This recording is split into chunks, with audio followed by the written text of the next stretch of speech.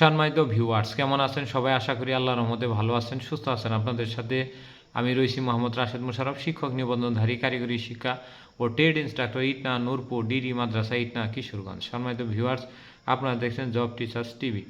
সম্মানিত ভিউয়ার্স, আমার নিজ জেলা জামালপুর ও নিজ উপজেলা সরিষাবাড়ি উপজেলা।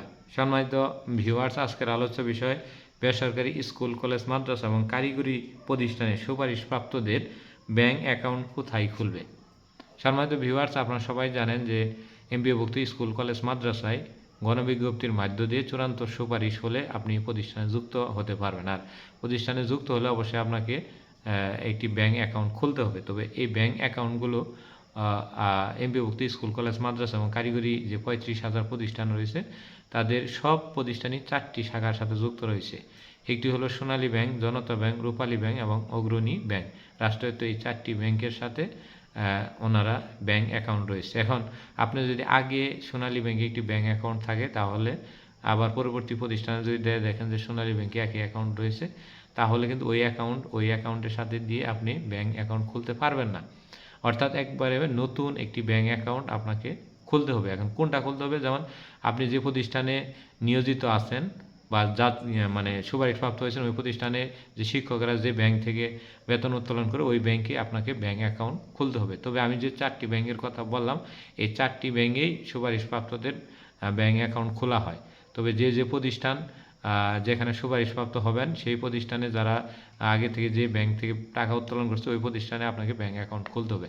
আর এই ব্যাংক অ্যাকাউন্ট খুলতে গেলে আপনার কয়েকটি কাজ করতে হবে। সেটি হলো, আপনি যে সুপারিশপ্রাপ্ত হয়েছেন সেই কপিটি, আর আপনার প্রতিষ্ঠান প্রধানের একটি ফরওয়ার্ডিং, অর্থাৎ ব্যাংক অ্যাকাউন্ট খোলার জন্য একটি প্রত্যয়নপত্র দিবে। ওই প্রত্যয়নপত্রটি এবং আপনার সুপারিশপত্রটি দেখালে, এবং আপনি একটি পাসপোর্ট সাইজের ছবি এবং নমিনির একটি ছবি, আপনার একটি ভোটার আইডি কার্ড এবং ওই ব্যাংক অ্যাকাউন্ট খোলার যে যত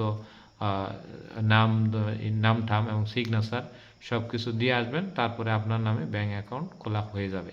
এই হলো আমাদের বেসরকারি স্কুল, কলেজ, মাদ্রাসা এবং কারিগরি শিক্ষা প্রতিষ্ঠানে সুপারিশপ্রাপ্তদের ব্যাংক অ্যাকাউন্ট খোলা। আর এই ব্যাংক অ্যাকাউন্ট যখন খুলবেন, খোলার 7 দিনের মধ্যে আপনার অ্যাকাউন্টে হয়ে যাবে। এবং ক্ষেত্র বিশেষ আপনার কিছু 500 টাকা করে আপনাকে জমা দিতে হবে। অর্থাৎ ব্যাংক অ্যাকাউন্ট যখন খুলবেন তখন 500 টাকা নিয়ে যেতে হবে। এবং কিছু প্রতিষ্ঠানে আপনার 1000 টাকা করে জমা রাখা হয়। অর্থাৎ ব্যাংকে 1000 টাকা করে আপনি জমা রাখতে পারবেন। এটা আপনার বাধ্যতামূলক, ওই সময় নিয়ে যাবেন। এবং নমিনির ছবিটিও কিন্তু সাথে নিয়ে যাবেন। এই জন্য আপনি যখনই একটি প্রতিষ্ঠানে সুপারিশপ্রাপ্ত হবেন, তখন আপনার সকল মূল সনদ, বাবা এবং মায়ের ভোটার আইডি কার্ড, আপনার নিজের ভোটার আইডি কার্ড, নাগরিকত্ব সনদ, আর তারপরে এসএসসি পাস সনদ, ইন্টার পাস সনদ, অনার্স এবং মাস্টার্স পাস সনদ, এবং এগুলোর নাম্বারপত্র সহ একেবারে সব কিছু নিয়ে আসবেন, যাতে পরবর্তীতে কোনো সমস্যা না হয়। তো ধন্যবাদ সবাইকে। সবাই ভালো থাকবেন। সবাই জব টিচার্স টিভির সাথেই থাকুন।